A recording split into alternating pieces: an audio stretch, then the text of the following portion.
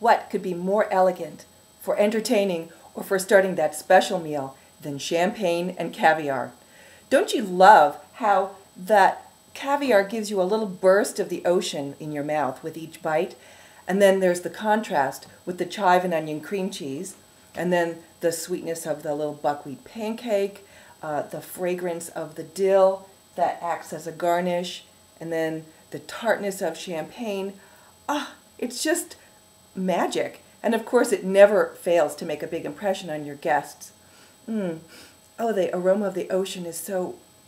Wait a minute. This isn't caviar. This is forbidden caviar. I'm Jennifer Armstrong with Meatless Masterpieces, and I'm cooking again today with Philadelphia cream cheese in Saratoga Springs, New York. Let's go in the kitchen and I'll show you how to do this one. The secret ingredients to this vegetarian caviar are Chinese forbidden black rice, forbidden because it was so rare that only the emperor was allowed to eat it, and then 3 kinds of sea vegetable or seaweed. You're probably familiar with nori from eating sushi, and then there's kombu or kelp, and wakame, another Japanese sea vegetable. You can find these in a health food store or an Asian market, or very often in the Asian section of your grocery store, which is where I found these. This is what gives the caviar the ocean flavor. Okay, now to get started, we have to reconstitute our seaweeds. These come in a dried form. This is the wakame, and this is the kombu or kelp. And I have about 1/4 cup of each of those in a saucepan. And then here is just a sheet of nori, and I'm going to rip that into pieces. I'm going to add a cup of water and put this on the stove and let it boil for a few minutes. Okay, I'd like you to see what the sea vegetable looks like as it's cooking and reconstituting. No jokes, please, about seaweed on the beach. But in fact, people have been eating sea vegetables for centuries. They're very, very popular in Japan. Pretty much any country that has quick access to the ocean has been eating vegetables from the ocean. They're full of all kinds of minerals and micronutrients. They're really, really full of wonderful stuff.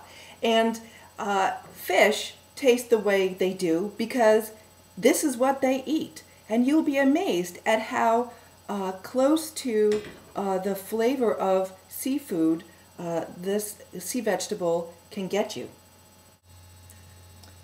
Okay, what I have here is about 2 cups of cooked forbidden black rice.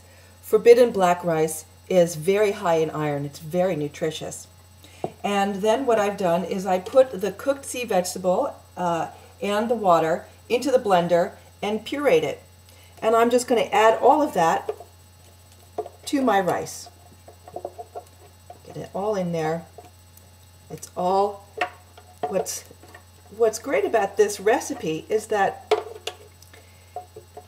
for one thing, it looks like caviar because of the blackness of the rice. And second of all, it smells and tastes like seafood. You know, when you buy seafood, they say you should smell it first. And it shouldn't smell like stinky fish. It should smell like the ocean. And that is what this smells like. It absolutely smells of the ocean.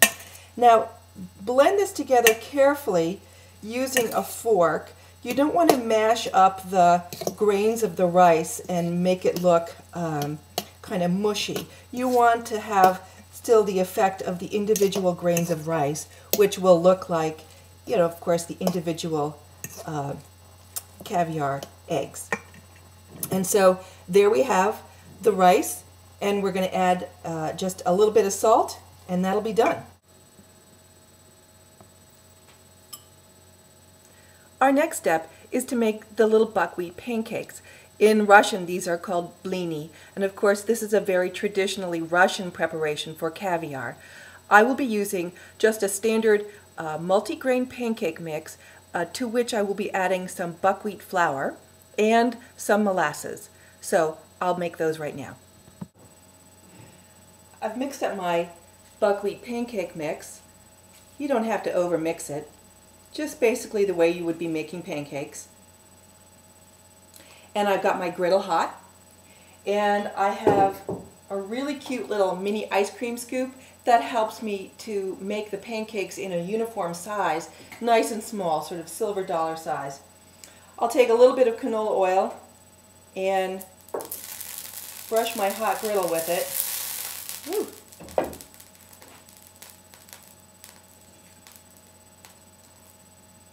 A little bit of the batter on my pan.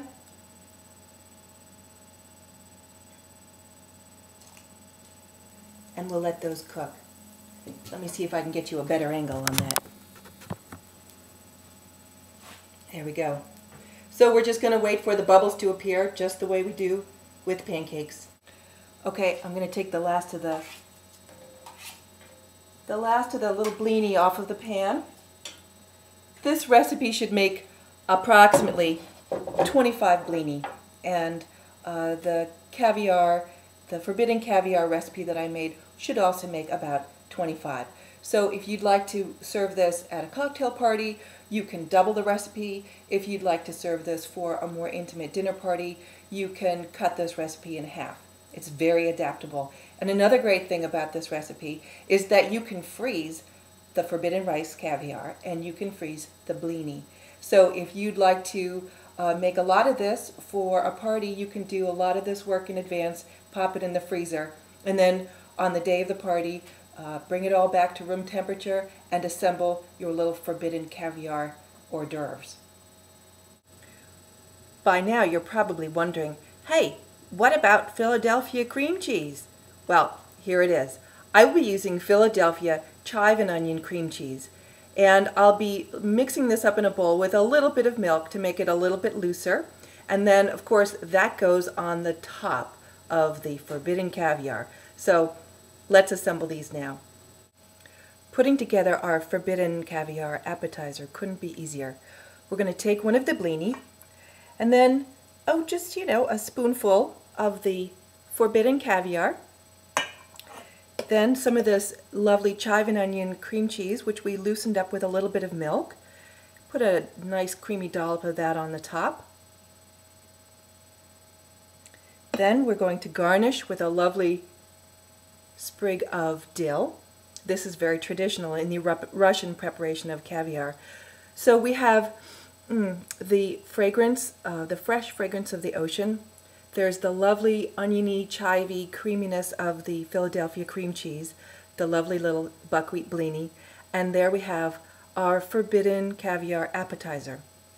Now, I'm not out to turn you into a vegetarian, but you may be interested to know that a plant-based diet is naturally low in saturated fats, high in fiber and antioxidants, and the American Medical Association, the American Heart Association, the American Diabetic Association, and the American Dietetic Association have all agreed that people who follow a plant-based diet have lower incidence of obesity, diabetes, hypertension, coronary artery disease, and some forms of cancer.